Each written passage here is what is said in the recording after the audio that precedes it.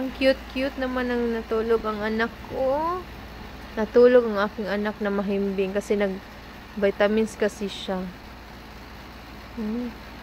Kasi ang dami niyang kuto, guys, at kanina ko lang siya pinapaliguan, no. At tanggal lahat ng kuto talaga niya, no. Isang lang shampoo wash out, guys, ba yung wash out para sa manok ginamit ko sa tanggal, na mamatay talaga yung kuto ng nahahalos ang daming kuto, guys, at kaya hindi ayaw niyang kumain at guspad jud kaayo siya, guys.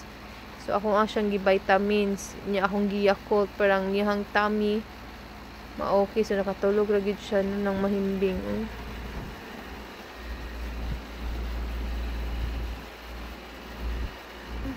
Tulog ang mahimbing ang aking kulit, guys.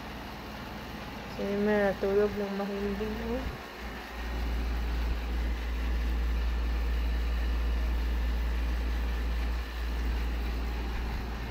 So favorite spot gid niya, guys, diha.